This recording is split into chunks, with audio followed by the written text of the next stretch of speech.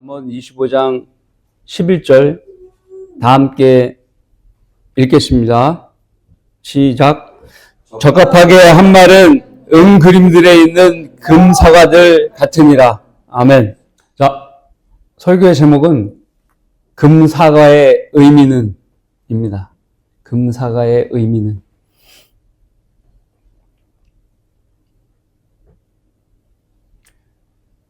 사람들은 자연과 사물을 눈에 보이는 대로 화폭에 담아내려고 하죠. 그것이 화가들이 하는 일입니다.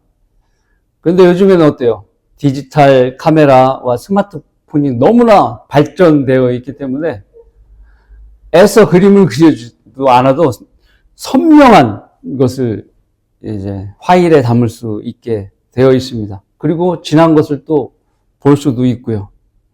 눈에 보여지는 세계를 인간만이 만질 수 있는, 가질 수 있는 미적 감각, 그런 예술적 터치를 사용해서 하는 그 미술은 사진이 아무리 발달한 이 시대에도 여전히 이어지고 있는 것입니다.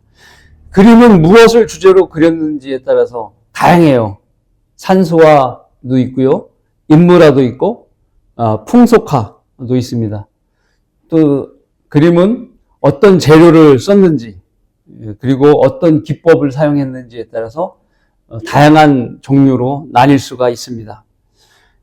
오늘 말씀에는 은으로 그림을 그렸는데 그 위에 금사과를 그려 놓았다는 겁니다. 매우 독특한 비유죠. 실제 은과 금은 광물질이에요. 빛이 나는 광물질. 모두 금속 광물질인데 빛을 반사하게 되어 있습니다. 그런데 반사되는 빛이 파장의 차이로 인하여 뚜렷한 색감이 드러나게 되는 겁니다. 그래서 은그림은 회색 빛이 가깝고 차가운 느낌을 줍니다. 그러나 금은 어때요? 짙은 금빛을 내면서 따뜻한 느낌을 주는 거예요. 색이 대비가 심하게 이루어지는 거죠. 그래서 눈에 확 드러나게 되는 것입니다. 오늘 말씀에 이 금사과로 비유한 대상이 무엇이냐면 적합하게 한 말, 이것을 금사과로 잠언엔 비유하고 있는 겁니다. 왜 적합하게 한 말은 권위가 느껴지죠? 또 적합하게 한 말은 모든 사람들에게 공감을 불러일으키게 됩니다. 그래서 이 고개를 끄덕끄덕 이게 만드는 거예요. 여러 사람이 모여서 네가 오라, 내가 오라 이렇게 막 서로 아우성 치고 있는 상황에서 어떤 사람이 딱 나타나서 그 아우성 치는 무엇이 옳고 그른지를 정확하게 적합한 말 한마디로 평정을 하는 거예요. 이것이 적합한 말이 모든 혼란을 잠재우는 이게 하는 도구가 되는 겁니다. 그래서 전에 떠들었던 사람들의 입을 다 막아버리게 되는 것이죠. 혹시 여러분은 쥐며느리 아세요? 쥐며느리? 마치 어둠을 찾아 나온 쥐며느리가 밝은 태양이 떠오를 때 그 빛 때문에 쏜살같이 자취를 감추듯이 이런 논란의 혼란 속에서 적합한 말은 사람들의 거짓된 말들을 자취를 감추게 만드는 역할을 하는 겁니다.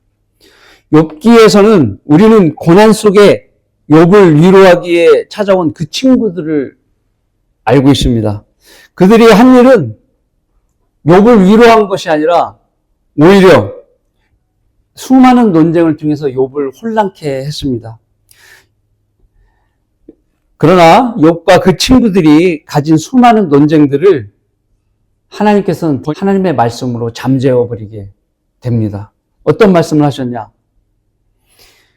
욥기 38장 2절에 지식이 없는 말로 이치를 어둡게 하는 이자가 누구냐? 이 말씀한 거예요. 모든 논란 속에서 던져진 가장 적합한 말이었습니다.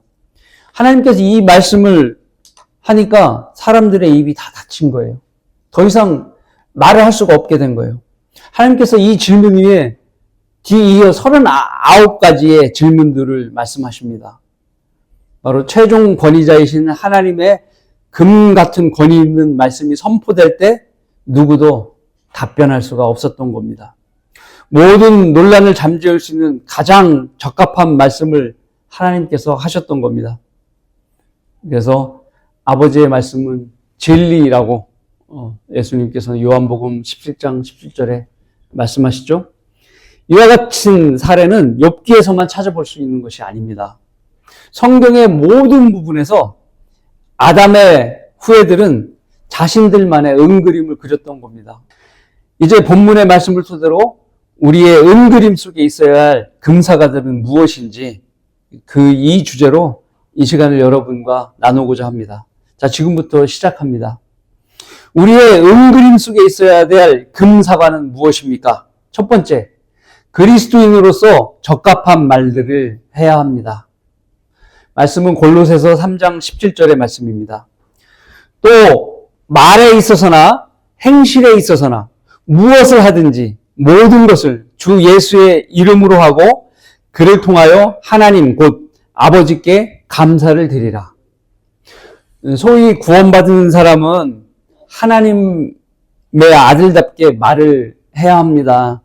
이는 성령께서 성도 안에 내주하심으로써 성도의 내적 변화가 생기기도 하지만 성도 자신이 과거의 육신적인 그런 버릇을 버리지 못했다면은 구원받았어도 일상생활에 드러나기 마련인 것입니다.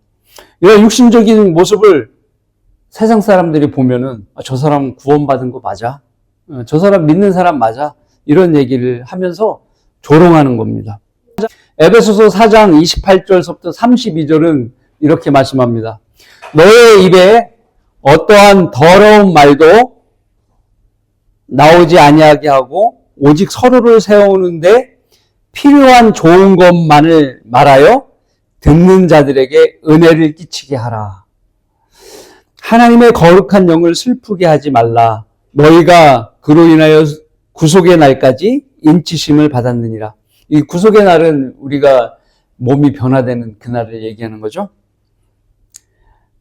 모든 신랄함과 분개와 분노와 고함지름과 욕설을 모든 악의와 함께 너희로부터 버리라. 너희는 서로 친절하고 다정다감하며 서로 용서하되 하나님께서 그리스도를 위하여 너희를 용서하신 것 같이 하라.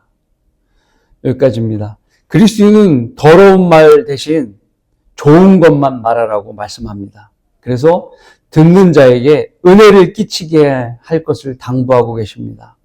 고함과 욕설은 당연히 버려야 합니다. 만일 교회 안에 누가 욕설을 하고 고함을 지른다면 그렇게 욕설하고 고함을 지른 자가 다니는 교회를 다른 사람이 보고서 다니고 싶겠어요? 그렇지 않겠죠.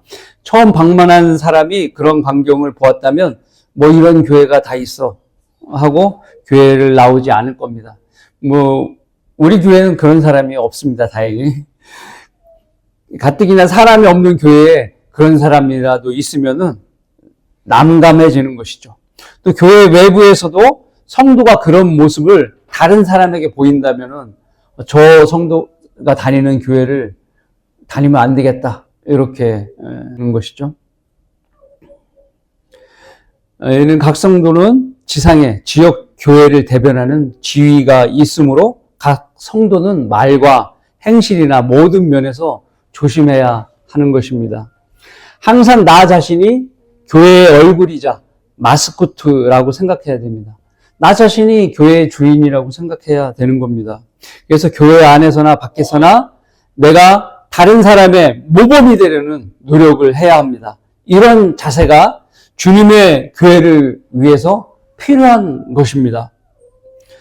저분이 다니는 교회를 좀 다니고 싶은데 저 교회는 온전히 보존된 성경도 나온다면서 그래서 저분이 더욱 훌륭한 인품이 있나 보네 라는 말을 듣는 것이 옳을 것입니다. 이와 반대로 저 사람 꼴을 보니 교회가 엉망일 거야. 뭐 성경이 다르다고 하는데 저 사람처럼 별나나 보네 라는 말을 듣는 것이 옳지 않는 것입니다. 항상 우리는 그리스도를 대신하는 대사로서 하나님의 선택받은 세대이며 독특한 백성이고 왕 같은 제사장임을 우리가 말로만 외우지 말고 행동으로 보이는 그런 그리스도인이 되어야 하는 것입니다. 야고보서 3장 10절과 12절의 말씀입니다. 같은 입에서 축복과 저주가 나오는도다. 나의 형제들아 이렇게 되어서는 아니 되느니라. 샘이 같은 곳에서 단물과 쓴물을 낼 수 있느냐? 샘은 한 물만만 내게 되는 거죠. 예. 어떤 물은 광물질이 많이 나와서 마시게 되면은 좀 비린내도 나고 그렇죠. 그 샘물은 한 가지 맛을 내게 되어 있습니다. 이것은 이제 사람의 입으로 비유해서 얘기한 겁니다. 나의 형제들아 무화과가 올리브 열매를 포도가 무화과를 맺을 수 있겠느냐? 그와 같이 짠물과 단물을 내는 샘은 없느니라. 예, 동시에 짠물과 단물을 내는 그런 샘은 없다는 거예요. 그렇기 때문에 항상 그리스도인은 입은 단물을 내는 그런 입이 돼야 된다라고 하나님께서 말씀하시는 겁니다. 사람들 앞에서 내가 누구를 축복한 말을 했는데 사람들이 보지 않는 곳에서 그 사람 보지 않는다고 이렇게 비방하는 말을 해서는 안 된다는 겁니다. 오늘은 단물, 내일은 쓴물 이렇게 변덕이 죽글듯이 해서는 안 되는 겁니다. 누가 그 물을 마셔도 달구나, 좀 맑구나, 그리고 온유하구나, 친절하구나, 참 선한 맛을 내는구나 라고 느껴야 되는 것입니다. 쓴물이 나는 샘에는 어떤 야생 동물도 찾아오지 않습니다. 죽은 샘이 되는 거예요. 또한 그리스도인의 입에는 어떠한 농담도 허용해서는 안 됩니다. 농담도요, 사실은 작은 거짓말입니다. 네, 그래서 거짓말을 하면 안 되죠? 에베소서 5장 2절부터 4절에는 이렇게 말씀합니다. 그리스도께서 우리를 사랑하시어 우리를 위하여 자신을 하나님 앞에 향기로운 냄새를 내는 제물과 희생으로 드린 것 같이 너희도 사랑 안에서 행하라고 하십니다. 그러면 음행과 온갖 더러운 것과 탐욕은 너희 가운데 이름조차 부르지 말라 하고 말씀을 하셨습니다. 이는 거룩한 향기를 내어야 하는 입이 더러운 것을 거론하는 것은 자신에게 오염만 묻기 때문인 것입니다. 그래서 음탐함과 어리석은 말이나 농담까지도 입에 두는 것이 합당치 아니하니 오히려 우리의 입에는 감사를 내라는 것입니다. 사람의 입에서 입냄새 나는 사람 있죠. 사람들에게 불쾌감을 많이 줍니다. 그것이 대화를 방해하는 거예요. 그래서 구강 관리를 잘하는 것이 또 대인관계에선 잘하는 것이죠. 특히나 복음을 전할 때 상대방에 불쾌감을 주면 복음이 방해가 되는 거예요. 이것이 겉으로 보이는 거예요. 그러나 실질적으로 현실적으로 더러운 말이 입에서 나온다고 보면 그 입냄새보다 그 사람을 더 상대하기가 싫은 거예요. 자신의 입을 관리하는 것, 특히나 말을 조심하는 것은 이렇게 중요한 것입니다. 자신의 인품이 드러나는 더러운 말들이 자신의 입과 자신과 교회와 성도들까지 더럽히게 되는 거예요. 성도의 입은 향기로운 제물을 드리는 수단으로 주님께 영광을 돌리는 일을 해야 되는데 반대로 하나님의 영광을 가리는 일을 해서는 안 되는 것입니다. 그래서 그리스도는 늘 향기로운 입의 말로써 하나님께 영광을 돌릴 수 있도록 해야 합니다. 셋째로 그리스도인은 자신의 말에 책임을 지는 말을 해야 됩니다. 자기가 뱉은 말에 책임을 질 수 있어야 되는 거예요. 이 말은 책임지지 못하는 말은 절대 해서는 안 된다는 것입니다. 외부 사람들, 즉 세상 사람들은 하나님과 교회와 성경을 신뢰하기에 앞서 우리의 말을 신뢰하고 믿는 거예요. 그렇기 때문에 밖에서도 복음을 전할 때 성경 구절을 일일이 펴서 언제 다 설명해요. 그러나 세상 사람들 우리의 입을 보고서 성경의 말씀이 그렇게 적혀 있구나 라는 것을 믿는 거예요. 그러므로 통해서 하나님의 말씀을 믿고 그들이 구원을 받게 되는 겁니다. 곧 이 성도가 전하는 이 말은 하나님의 말씀을 대변하는 거예요. 신뢰성이 있어야 돼요. 책임질 수가 있어야 돼요. 내가 한 말이 성경에 그대로 있어야 돼요. 성경 구절도 제대로 그대로 전해야 되는 것입니다. 우리의 이런 말을 듣고 세상 사람들이 보고 또 교회를 평가하는 거예요. 저 교회는 정말 신실한 교회구나. 허튼 소리 하지 않는 교회구나. 말한 대로 저 사람이 행하는 것을 보니까 믿을만 하구나. 이렇게 되는 것입니다. 그래서 나도 그 교회를 다니고 싶다는 마음이 드는 것입니다. 이런 그리스도인의 모습을 갖춰야 되는 겁니다. 타인에게 신뢰를 줄 수 없는 말을 하게 되면 아무도 그 사람을 신뢰를 두지 않는 겁니다. 그러므로 그리스도인의 거룩함을 드러내는 말들은 은그림 위에 금사과와 같은 거예요. 자, 우리의 은그림 속에 있어야 될 금사과들은 무엇입니까? 두 번째, 성경적 진리에 적합한 말을 해야 돼요. 잠언 8장 7절입니다. 내 입이 진리를 말하려니 악은 내 입술에 가증한 것이라. 거듭나기 전에는 세상 속담을 인용하기도 했습니다. 속담 많이 인용하잖아요. 그렇죠? 그리고 철학자들의 말들도 많이 인용했어요.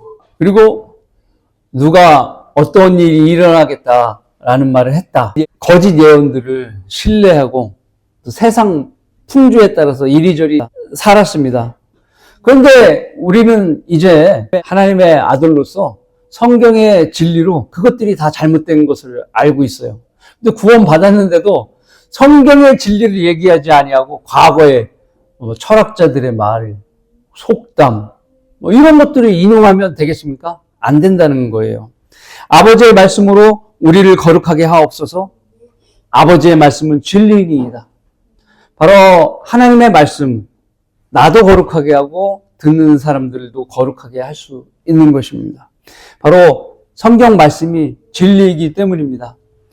먼 바다로 오징어를 잡으러 간 오징어 배가 등대의 빛이 사라지면 집을 찾아오지 못합니다. 그렇게 헤매다가 북한에서 비치는 그 등대를 잘못 따라가서 월북하는 경우도 있었던 것입니다. 그러니 그 빛은 아버지의 말씀을 고스란히 보존해 있어야 성도들이 잘못된 길로 가지 않는 것입니다. 마귀에게 가도록 교무히 변개시킨 것은 에스커에게도 적합하게 말하는 말씀이 들어있지 않은 잘못된 것입니다. 발까지 닿는 옷을 입고 가슴에는 금띠를 두르시고 머리와 머리털은 눈처럼 희며 눈은 불꽃 같으시고 발은 용광로로 달군 듯한 빛난 녹 같고 음성은 많은 물소리 같으신 하나님을 제대로 드러내지 못하는 성경은 우리가 빨리 버려야 되는 겁니다. 바른 성경으로 돌아와야 되는 거예요. 수많은 성경들 중에 어떤 것이 주님의 말씀이며 진리인지를 밝혀야 하는 것입니다. 진리를 지키고 진리 안에 사는 성도들에게 가장 적합한 말들이 어디에 있는지 밝혀야 하는 것입니다. 성도들에게 적합한 성경은 결정적인 질문에도 답해야 되는 겁니다. 지옥이 어떤 곳이냐? 라는 질문에 그곳은 혼의 벌레도 죽지 않고 불도 꺼지지 않는 곳이라고 자신 있게 답할 수 있는 성경이어야 돼요. 그냥 사람들이 확인하지 못하도록 그냥 삭제해버리면 안 되는 거예요. 회중산에 올라가 하나님의 보좌를 넘봤던 자가 누굽니까? 라는 질문에 루시퍼라고 정확하게 답변할 줄 알아야 돼요. 루시퍼 자리에 괜히 주님의 이름을 상징하는 계명성을 갖다 놓고 시침이 뚝 떼는 그런 적합하지 못한 성경은 사라져야 되는 거예요. 예수님께서는 삼위일체 하나님이시라는 사실을 말해보라고 누가 질문을 했어요. 그러면 성경을 펼쳐서라도 삼위일체 하나님이 예수 그리스도 그분이십니다. 라고 가르쳐 줄 수 있어야 되는 거예요. 그런 성경을 갖고 있어야 되는 거예요. 이것이 진리를 말하는 적합한 성경인가? 그것을 확인해야 되는 겁니다. 무려 36,000군데의 거짓말하는 것이 있는 그런 성경은 필요가 없는 것이죠. 이수부의 양치기 소년이 사람들로부터 신뢰를 잃은 이유는 늑대가 나타났다는 2번의 거짓말 때문에 그런 겁니다. 그런데 가짜 성경은 36,000번이나 거짓말을 하고 있는 것입니다. 그런데 사람들은 그 거짓말에 신뢰를 두는 거예요. 왜 그런지 아십니까? 사람들 자체가 거짓말 장애이기 때문에 그런 겁니다. 심리학자이며 유명한 어떤 미국인 교수는 미국 심리학회 일원으로서 30년 동안 거짓말에 대해서 연구를 해서 책을 내놨습니다. 그는 어떤 과장 없이 냉철한 시선으로 현대 사이에 이루어지는 거짓말을 연구해 왔는데요. 사람들은 평균적으로 10분에 3번은 거짓말을 한다는 거예요. 통계적으로 10분에 3번. 우리는 사람들은 왜 그렇게 거짓말을 쉽게 믿을까라는 질문에 적합한 답변을 해야 합니다. 왜냐하면 그 이유는 그들이 거짓말쟁이이기 때문입니다. 거짓 세상 속에서 자신만 진실을 주장하면 왕따를 당하기 때문인 것이죠. 미국의 심리학자의 말보다 이미 1965년 전에 주님은 로마서 3장 4절에 거짓말들에 대해 이렇게 말씀하고 계십니다. 결코 그럴 수 없느니라. 실로 하나님은 참되시나 사람은 모두 거짓말쟁이라. 기록된 바 이는 주께서 주의 말씀에 의롭다함을 입으시고 판단 받으실 때 이기려 함과 같으니라. 이러한 의미로 볼 때 36,000군데의 거짓말이 숨어있는 가짜 성경을 믿는 사람들은 누구인가? 참되신 하나님을 알지 못하는 아마도 거듭나지 못한 사람들의 가능성이 높다는 것입니다. 이것이 적합한 말입니다. 진리를 아는 성도는 진리를 말하지 못해서 안달이 나야 되는 겁니다. 예레미야도 역시 진리를 말하지 못해서 자신이 견딜 수 없이 참기 힘듦을 나타내는 말을 기록하고 있습니다. 예레미야 20장 7절과 9절의 말씀인데요. 주여 주께서 나를 속이셨으니 내가 속았나이다. 주께서는 나보다 강하시며 이기셨나이다. 나는 매일 조롱 속에 있으니 모두가 나를 비웃나이다. 이는 내가 말하고 내가 부르짖으며 내가 폭력과 약탈을 부르짖었음이니 주의 말씀이 날마다 나를 치욕과 조롱거리로 만들었음이니이다. 그때 내가 말하기를 나는 그를 언급하지 아니하고 더 이상 그의 이름을 말하지 아니하리라 하였으나 그의 말씀이 내 마음속에 내 뼈들 속에 사무치는 타는 불 같아서 내가 참기에 지쳤고 견딜 수 없었나이다.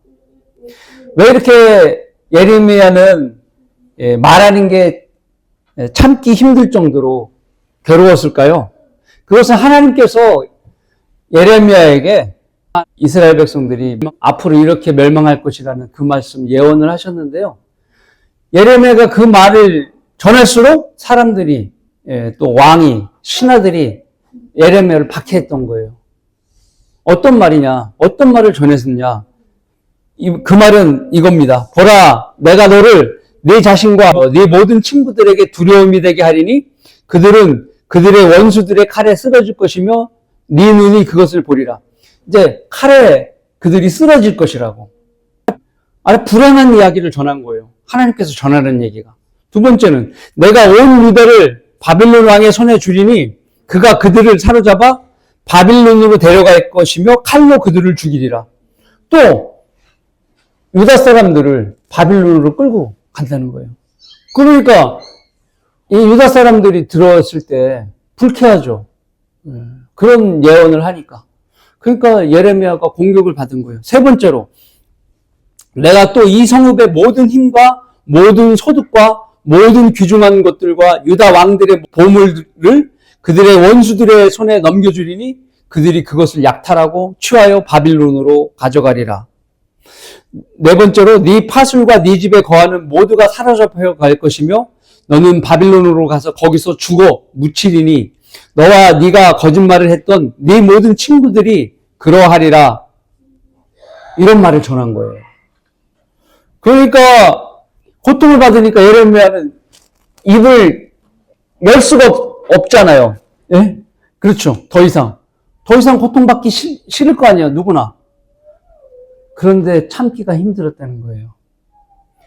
하나님께서 그 말을 전하라고 했는데 하나님의 말씀을 거역할 수 없었기 때문에 참기가 힘들었다는 것입니다.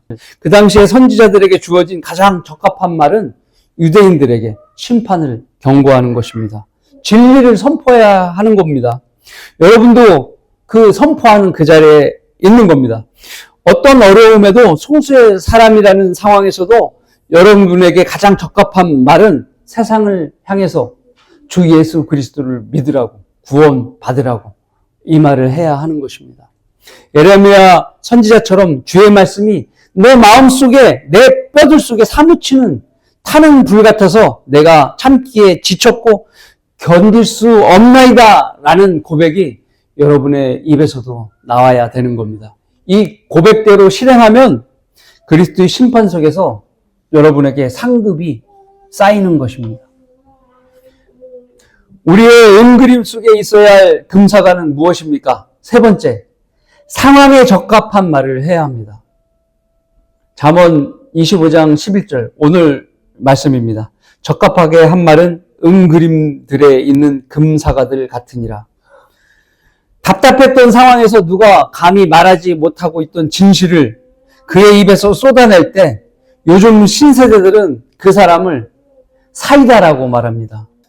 그럼 이와 반대로 대화나 상황 진행이 답답하게 느껴질 때 그 원인이 되는 사람을 무엇라고 하는지 아십니까? 사이다의 반대말. 맞습니다.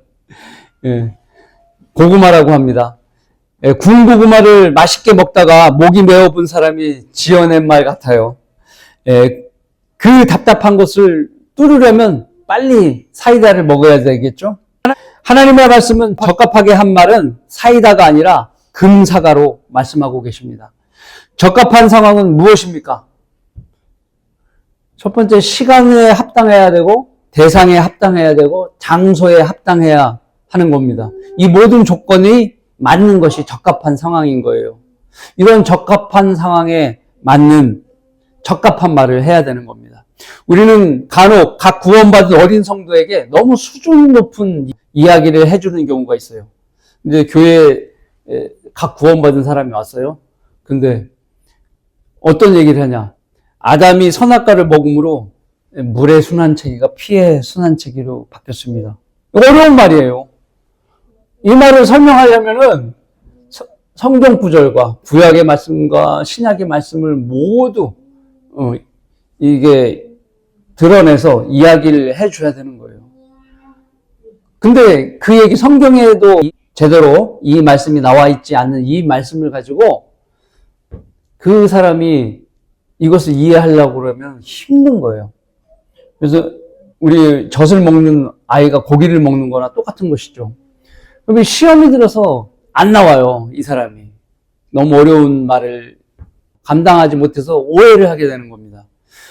그런 말을 해서는 안 되는 거예요. 각 구원받은 성도에게는 기초적인 이야기, 성경을 읽는 방법이나 기도하는 방법이나 이런 기초적인 이야기부터 가르쳐 줘야 되는 겁니다. 두 번째는 성도 교제 시간은 성경 공부와 설교 시간이 연장이 되어서는 안 되는 거예요. 그러면 성도가 지치게 돼요. 교제는 성도의 이야기를 경청해주는 그런 입장이 돼야 돼요. 영적인 이야기들로 돼야 되는 거예요. 영적인 이야기는 무엇이냐? 기도를 했더니 무슨 간증을 받았다라든지, 삶에서 내가 이런 일을 했는데 하나님께서 더 이런 은혜를 주셨다든지, 이런 영적인 이야기를 나누는 것이 좋습니다. 그래서 쉬는 시간에도 성경 구절이나 대화를 나누면 딱딱해요. 누가 교회 나오고 싶지 않아요. 네. 교제할 때는 교제하는 이야기를 해줘야 되는 겁니다. 이런 사람이 있었어요. 새로운 성도만 오면 성경 공부를 가르치는 거예요. 쉬는 시간에. 정말. 그러면 그 사람은 못 모르고 그 사람에게 붙들려서 15분이고 20분이고 계속 있는 거예요. 지치는 거예요. 그래서 목사님이 그렇게 하지 말라고 얘기해도 그 사람은 자기가 그렇게 하고 있는지도 깨닫지 못하고 계속 그렇게 하다가 결국에는 교회를 배교하고 나가는 일이 생겼던 겁니다. 세 번째는 성도에게 인사를 잘하는 사람이 되어야 돼요. 인사가 왜 적합한 말이냐? 이 시간에, 이 장소에 그 사람이 왔기 때문에 내가 그 사람 인정해 주는 게 인사예요. 적합한 말이에요. 그 인사를 잘해야 돼요. 어느 교회에 갔는데 인체만치 하더라. 막 그러면은 누가 오고 싶겠어요. 특별한 말이 없다면 불필요한 말을 해서 상대를 신경 쓰이게 할 필요는 없어요. 무조건 들어주는 게, 상대방의 말을 들어주는 게 가장 좋아요. 새로운 사람이나 새로 거듭난 사람들의 말을 내 말을 하기보다 그 사람들 말을 들어주고 그 사람들이 필요한 게 무엇인지 이야기하는 자세가 중요한 거예요. 내가 어떤 책에서 읽었는데 이런 말씀이 나오더라. 답변을 해주고, 성경에 이런 구절이 있는데 그 사람에게 보여주고, 만약에 질문이 들어왔을 때 그렇게 해주면 되는 거예요. 특히나 어떤 사람은 시시콜콜 개인적인 비밀까지도 궁금한 거예요. 막 질문하는 거예요. 그럴 필요가 없는 거예요. 그것은 예절에 벗어나는 겁니다. 네 번째로 성경 공부나 개인 설교 시간 외에 사적인 공부나 또 구령을 하도록 강요하는 말을 해서는 안 됩니다. 실질적으로 설교 시간에 그런 공부나 혹은 구령에 대해서 이렇게 권면하는 말을 계속했는데 쉬는 시간에도 설교 시간이 끝났는데도 그런 걸 성도들에게 강요해서는 안 되는 거예요. 그럼 누가 그 교회를 다니고 싶겠어요? 실질적으로 말씀을 통해서 잘하는 것은 하나님께서 잘하게 해주시는 거예요. 내가 친구를 또 성도를 권면한다고 해서 그 성도가 잘하는 것이 아니에요. 잘하게 하는 것은 하나님뿐이 없는 거예요. 성도가 스스로 하나님을 통해서 잘해야 성경 공부도 하게 되고 구령도 열심히 하게 되는 것입니다. 다섯 번째, 끝으로 주일은 교제도 좋지만 주님이 최우선의 날인 겁니다. 주님이 부활하신 날의 주인공은 주님이에요. 마치는 시간까지 경건한 생활이 되도록 서로 배려해 줘야 되는 거예요. 하나님께 영광을 돌리도록 노력해야 되는 거예요. 이런 지옥교회가 예수 그리스도께서 주인이 되시는 교회인 겁니다. 결론을 맺습니다. 그러면 대환란과 지옥이 기다리는 죄인들에게 가장 적합한 말은 무엇이겠습니까? 그에게 금사가 같은 말은 무엇입니까? 로마서 10장 9절입니다. 네가 네 입으로 주 예수를 시인하고 하나님께서 그를 죽은 자들로부터 살리신 걸 네 마음에 믿으면 구원을 받으리라. 이것이 가장 적합한 말이에요. 오늘 죽으면 그가 지옥에 가기 때문에 그렇습니다. 지옥의 대기자가 해야 될 가장 적합한 말은 예수 그리스도를 믿고 입으로 시인하는 겁니다. 자신의 인생에 많은 빛나는 은그림들을 그린 것이 무슨 소용이 있겠습니까? 타임지에서는 해마다 올해의 인물 100인을 선정합니다. 선정된 그들은 세상에서 가장 영향력 미치는 사람이라고 타임지 잡지는 세계 사람들에게 알리는 거예요. 100인의 명단에 실리면 하늘나라에 누가 들여보내주나요? 그렇지 않은데 이 세상은 이렇게 유난을 떠는 겁니다. 우리 성도들은 올해도 수많은 사람들을 주님께 인도함으로 하나님께 현명한 자들로 인정받았습니다. 여러분이 현명한 자로 인정받은 거예요. 세상의 죄인들은 잡지에 은그림처럼 그리지만 우리 성도들은 창궁의 광명처럼 그린 거예요. 우주의 그 빛이 별들처럼 빛나는 일인 겁니다. 2025년 한 해에 실린 것이 아니라 영원 무궁토록 우주에 떠있는 별처럼 영광이 빛나는 것입니다. 그들이 은그림이면 우리 성도들은 금사가보다 비교가 안 될 만큼 위대한 가치인 것입니다. 주님이 오시길 기다리는 우리는 또 새해를 맞이합니다. 우리 성도들은 하나님의 당부의 말씀에 귀를 기울여야 됩니다. 하나님의 말씀이 있는 춘천 성경침례교회 성도들은 항상 거룩한 말로 교제하고 서로 세워주는 것만을 말해야 합니다. 그래서 서로에게 은혜를 끼치게 해야 합니다. 주님께서는 우리 교회에서 여러분이 빛나고 아름답고 탐스러운 열매를 여러분 입으로 그려내길 원합니다. 하나님의 사랑을 여러분의 마음을 다해, 생각을 다해, 힘을 다해 그려내시기를 바라고 계십니다. 그런 주님의 마음을 10분 헤아리는 여러분 모두가 되시길 바라겠습니다. 아멘.